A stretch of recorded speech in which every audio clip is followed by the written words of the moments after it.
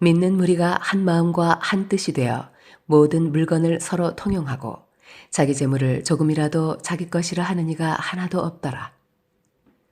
사도들이 큰 권능으로 주 예수의 부활을 증언하니 무리가 큰 은혜를 받아 그 중에 가난한 사람이 없으니 이는 밭과 집 있는 자는 팔아 그 판 것의 값을 가져다가 사도들의 발 앞에 두매 그들이 각 사람의 필요를 따라 나누어 줌이라.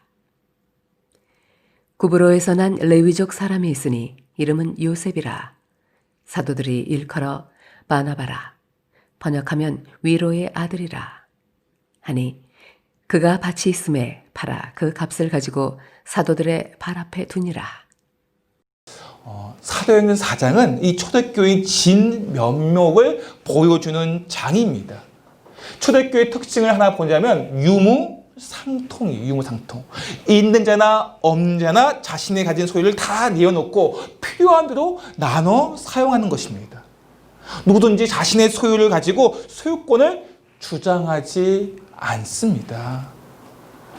우리는 내 것을 가지면 이것은 내 거야 라고 그것을 지키려고 하고 나눠주지 않으려고 할 때가 많아요.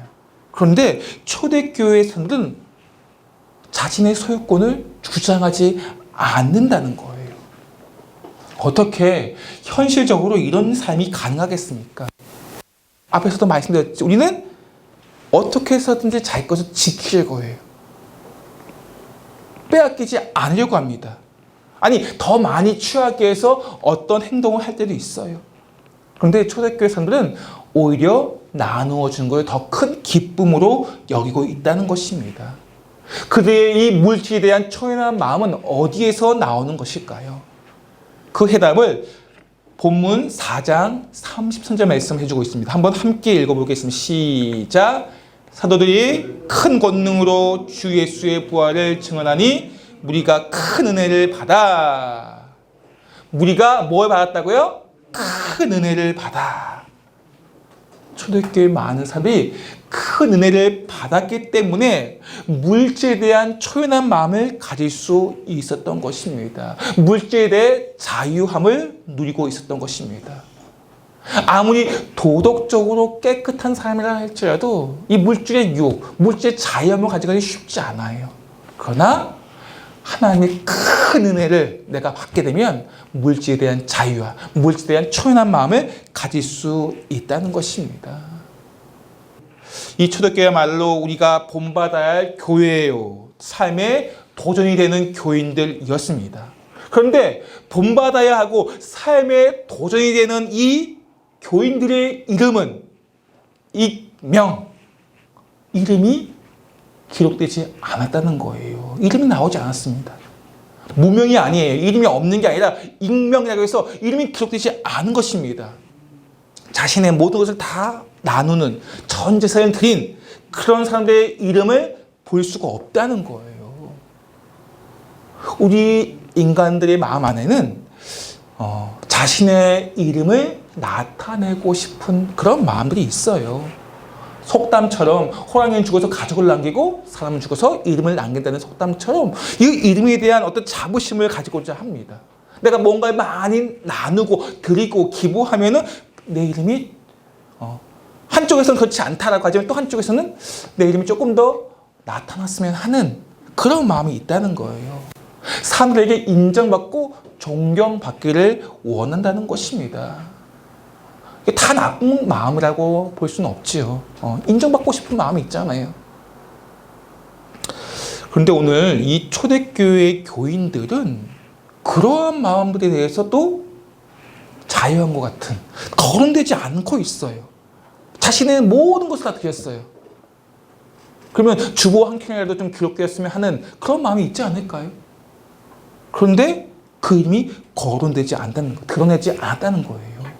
내가 그렇게 살게 된 것은 나의 힘이나 내 능력이 아니라 나를 그렇게 주님께서 변화시켜 주셨기 때문에 자신의 이름이 드러나지 않아도 오직 주님의 이름만 드러나면 되는 거예요. 내 모든 삶을 통해서 주님의 영광만 나타나면 되는 거예요. 오늘 우리의 모든 삶을 드린다 할지라도 우리는 누구의 이름만? 주님의 이름만 높아지면 되는 거예요. 내 이름이 나타나지 않았다고 해서 실망할 필요가 없다는 거예요. 우리의 이름은 어디에? 이미 천국의 생명책에 기록되어져 있지 않습니까? 그것으로 우리는 기뻐하시고 큰 은혜임을 기억하시면서 오직 이제는 우리의 이름이 아니라 주님의 이름만 높아지는 그러한 삶이 되시기를 바랍니다. 그런데 오늘 이상하게도 유독 한 사람의 이름은 기록을 하고 있어요. 수없이 많은 기독교인들, 그 당시 초대교인들이 하나님 앞에 유무상통하면서 자기의 소리를 내놓았어요. 교회에다, 다른 사람들에게, 약한 사람들에게. 그런데 그들의 이름은 기록되지 않았는데 오늘 본문에 보시면 한 사람의 이름은 기록되어져 있습니다. 바로 바나바. 히브리식 이름은 요셉이라고 불립니다. 말씀 한번 36절, 37절 말씀 보겠습니다. 시작.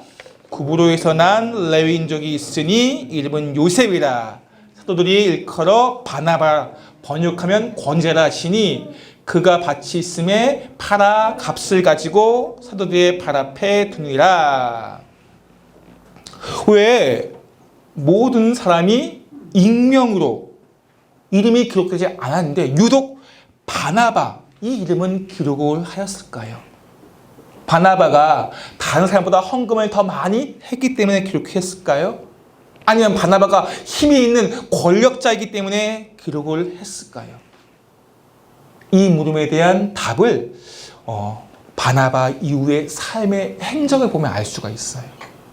9장에 사도행전 9장 26절 20절 말씀입니다. 함께 읽겠습니다. 시작. 사울이 예루살렘에 가서 제자들을 사귀고자 하나 다 두려워하여 그가 제자됨을 믿지 아니하니 바나바가 데리고 사도들에게 가서 그가 길에서 어떻게 주를 보았는지와 주께서 그에게 말씀하신 일과 다메섹에서 그가 어떻게 예수의 이름으로 담대히 말하였는지를 전하니라. 아멘. 사도행전 9장 우리가 잘 알고 있듯이 다메섹에서 사도 바울이 회심한 회심장이라고 많이 알고 있어요. 다메섹 회심. 사도 바울은 초대교회를 핍박한 선봉에 섰던 사람입니다. 하지만 다메섹에서 주님을 만나고 이제 회심을 하고 아라비아 광야에서 3년간 훈련을 받은 후에 이제 예루살렘으로 올라옵니다. 이제 예루살렘에 올라와서 복음을 사도들과 함께 전하기 위해서 올라옵니다.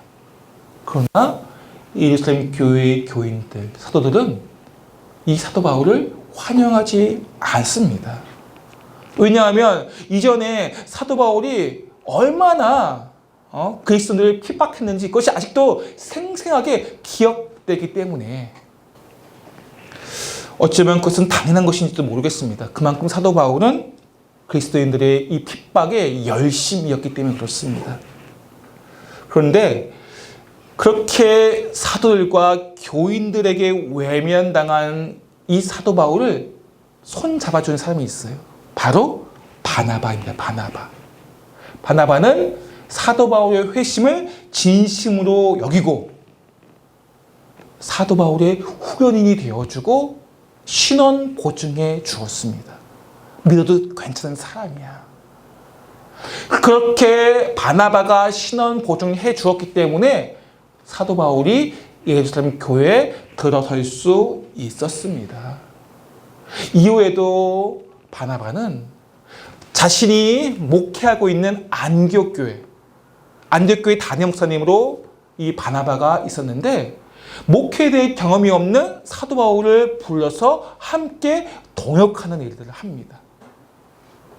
이후에도 사도 바울이 세계 선교 여행의 첫 발을 디딜 때 그 선교팀의 팀장이 누구냐? 바로 바나바예요.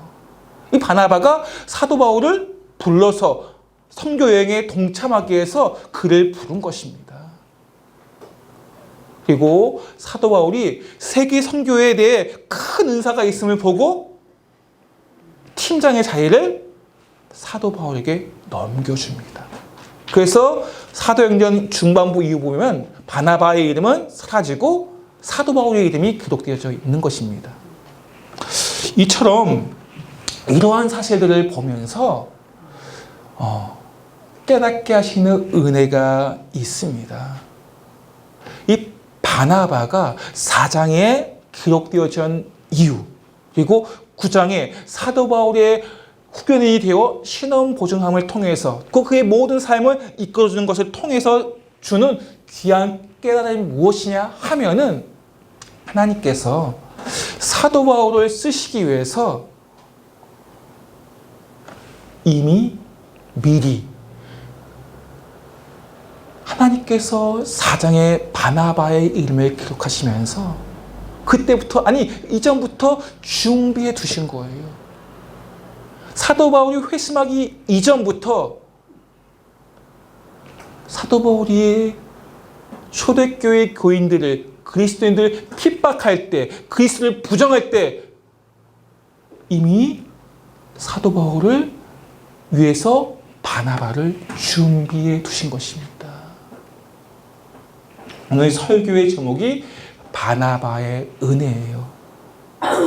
바나바를 준비해 두신 하나님의 은혜라는 거예요. 바나바를 준비해 두신 하나님의 그 은혜를 기억할 때 바울의 삶은 달라질 수밖에 없었습니다. 이제는 그 어떤 상황이 찾아와도 주님만을 위하여 살겠습니다. 바나바의 은혜. 생각해 보십시오. 내가 주님을 위해 살지 않았음에도 불구하고 하나님께서는 바나바를 준비해 두시고 그렇게 세심하게 준비해 두셨어요. 이제는 내가 주님을 위해 산다고 생각해 보십시오. 그러면 얼마나 더 큰 은혜가 사도 바울에게 임하겠습니까? 오늘 바나바의 은혜는 사도 바울만 임한 게 아닙니다. 수많은 믿음의 사람들에게 하나님께서는 바나바의 은혜를 주셨어요. 모세가 출애굽 여정을 감당할 수 있었던 것은 하나님의 은혜, 바나바의 은혜, 그와 함께 동역한 아론과 이드로와 같은, 여호수아 같은 사람들이 있었기 때문에 모세가 출애굽의 여정을 감당할 수 있었던 것입니다. 다윗이 이스라엘 위대한 왕이 될 수 있었던 것은 그가 잘나서가 아니에요. 하나님께서 바나바의 은혜를 주셨어요. 그가 위대한 왕이 될 수 있도록 요나단이라는 친구를 주었기 때문에 다윗이 이스라엘의 위대한 왕이 될 수 있었던 것입니다. 죽으면 죽으리라. 누가 고백했어요? 에스더가 죽으면 죽으리라. 그러한 신앙 고백과 함께 페르시아의 왕으로서 이스라엘을 구하는 귀한 사역을 감당했습니다. 그 사역을 에스더가 감당할 수 있었던 것은 그녀의 친척이 누가 있었기 때문에? 모르드게가 있었기 때문에, 그가 바나바로 있었기 때문에 그 사역을 감당할 수 있었던 것입니다. 믿음의 사람들이 하나님의 사역들을 감당하기 위해서 하나님께서는 바나바의 은혜를, 바나바를 준비해 두신 것입니다. 사도 바울, 모세, 에스더, 다윗, 그들만 그런 게 아니라 우리도 마찬가지예요.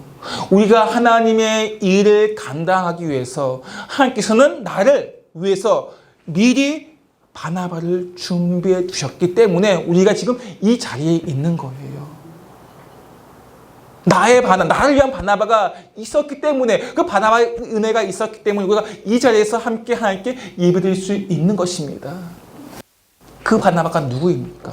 우리의 부모님이 될 수도 있고, 친구가 될 수도 있고, 형제 자매가 될 수 있고, 우리의 남편과 아내가 될 수 있는 거예요.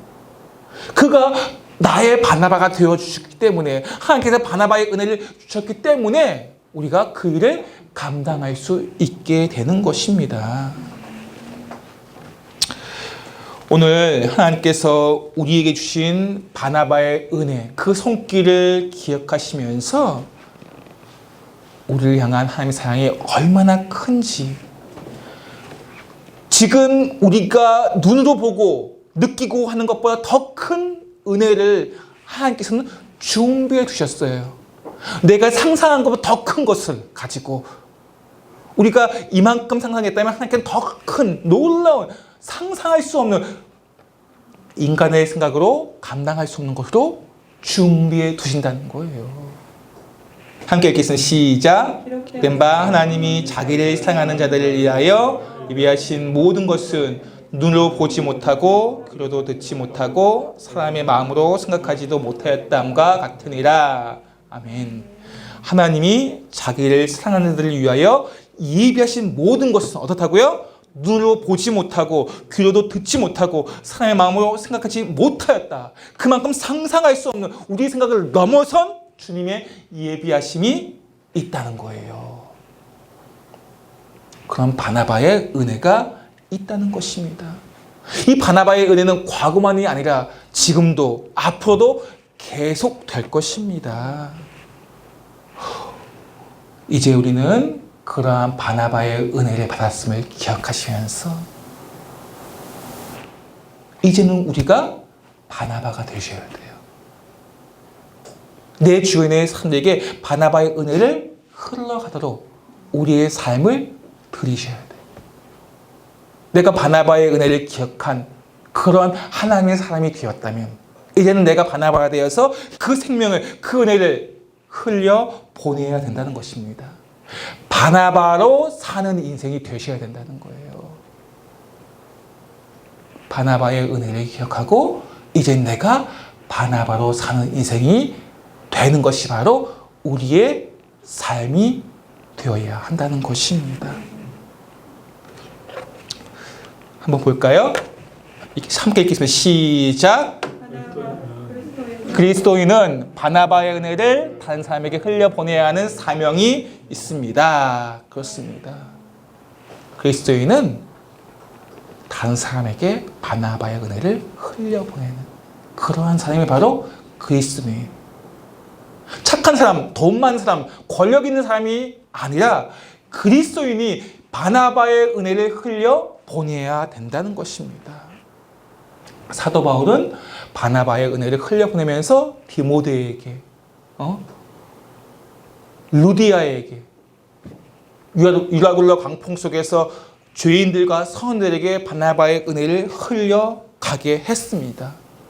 이제는 우리도 역시 바나바의 은혜가 이 세상에 내 주변에 흘러가도록 해야 한다는 거예요.